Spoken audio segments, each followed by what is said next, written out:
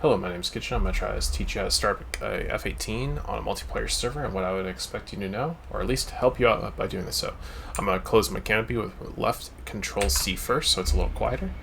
Let's go. Battery switched on. Battery switched on. APU to on. Engine to right crank position. I'm going to hit right shift home. Right alt home to bring my throttle up to the idle D10 position. You can hide most joysticks in the game. You can either right click this one or hit backspace to remove that.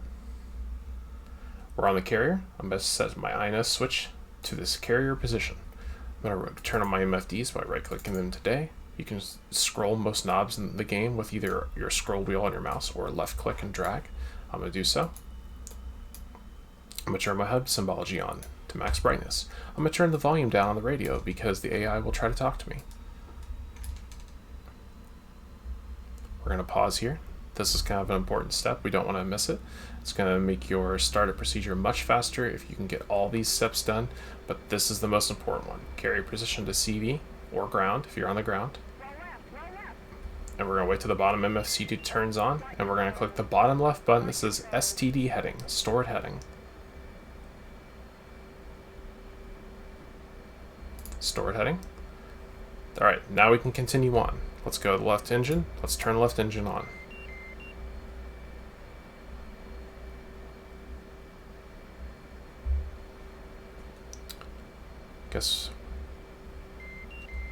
Alright, left engine's starting to spool up. We see indications. Alright, let's go around the cockpit.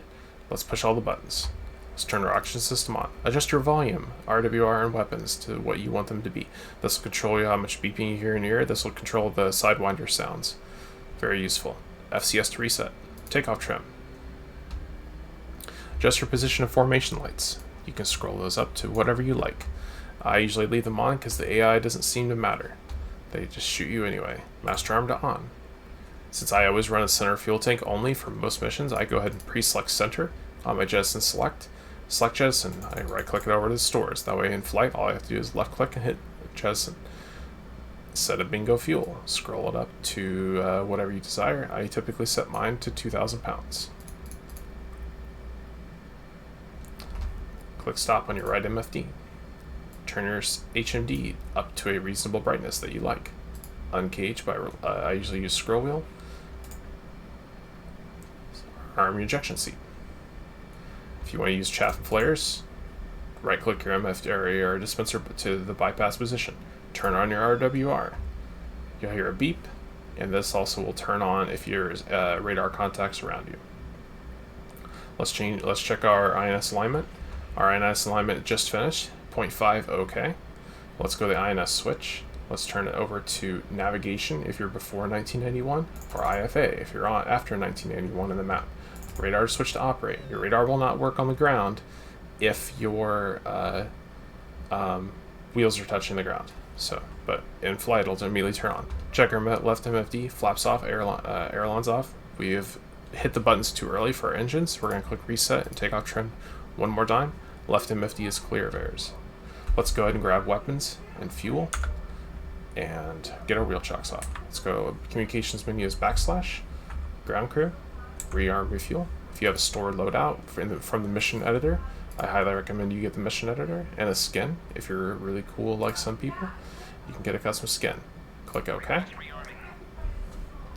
Back communications menu again, ground crew, wheel chocks. Remove your wheel chocks. I'm going to hit left Control S, so that silences the game. You can see the wheel chocks are on. They're going to rearm me first, then remove the wheel chocks.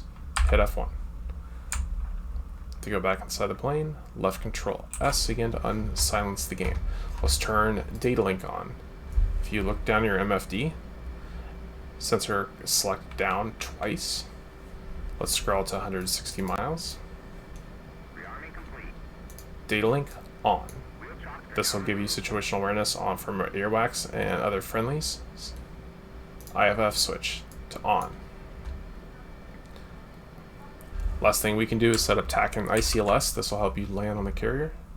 Scroll down to whatever position or whatever the briefing says. So the super carrier is on 43 X-ray and 5 for ICLS. So TACAN, TCN, 43 X-ray, turn on, ILS, 5, enter, turn on. Go to left MFD, HSI, you can see TAC-IN is already getting data. We just don't are unboxing it right now because that's not where we're going to go to. We're going to go to waypoints. It's time to take off. So we're going to ask the ground crew to set up a launch. So ground crew, request launch. If they don't move, it's potentially because a plane is landing. So you might have to just wait for the AI to get out of your way. You can see there's one right there. Since my INS is done, I can take off my parking brake by left clicking it.